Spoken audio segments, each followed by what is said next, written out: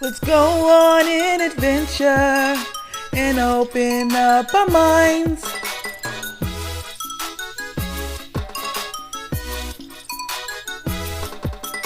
My books can take me anywhere, so many I can find.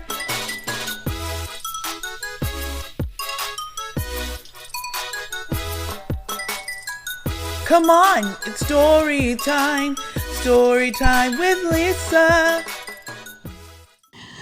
Welcome to Story Time with Lisa. Today we get to read Spaghettis and Peas by Gary Gautier and illustrated by Sheila Bailey.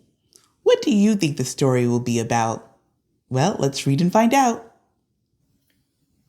My daddy was cooking spaghetti and peas and chopping up onions and garlic and cheese.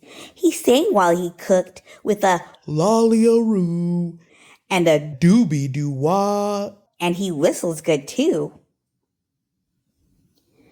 But I went to the yard before Daddy was done. Singing is okay, but I wanted real fun.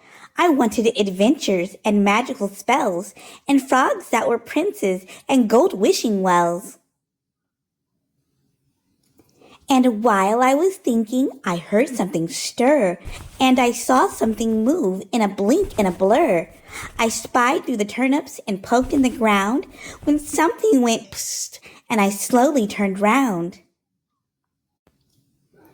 Then I jumped a foot high when I saw what I did, a snake in the lettuce that squiggled and slid.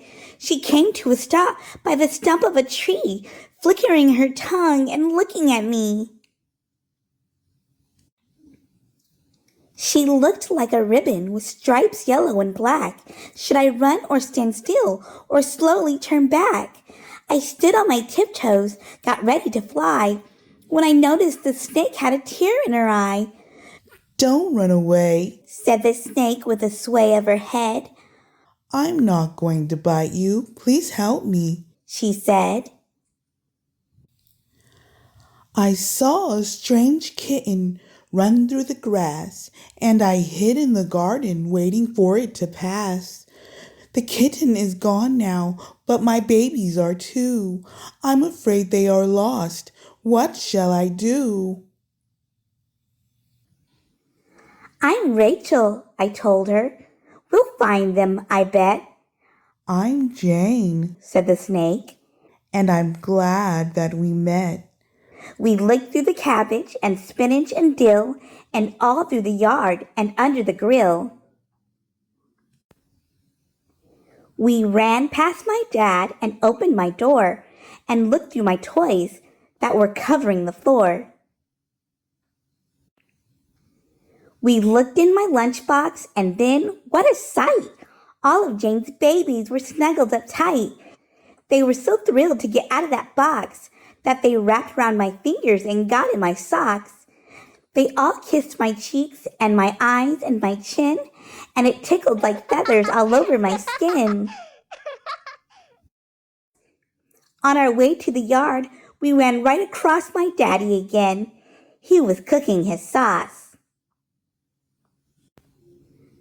Marie from next door heard the giggle and fuss and came right over to play games with us. We played with Jane's babies up on the tree stump. They were jumping like shoestrings, if shoestrings could jump. They hid in my sandbox, pretending to doze. Then we sank in our feet, and they squirmed through our toes. Then Jane told her babies, Now, kids, that's enough. It's dinner time. Let's eat some crickets and stuff. Jane gave me a flickery kiss on the cheek.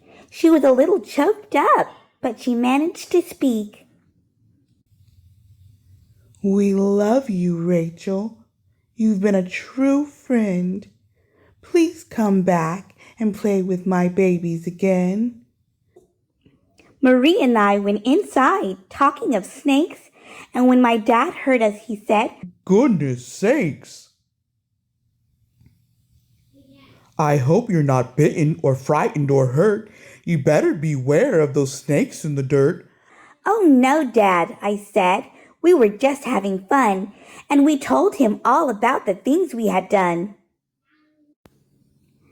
He stood there amazed, gave us each a big kiss, and Marie and I finished the story like this.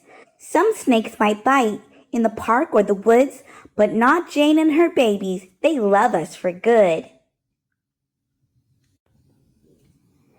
Dad seemed to think all of this was a bit odd. He'd lift up his eyebrows and now and then he'd nod. Then without saying a word, he gave us a squeeze and served us big plates of spaghetti and peas.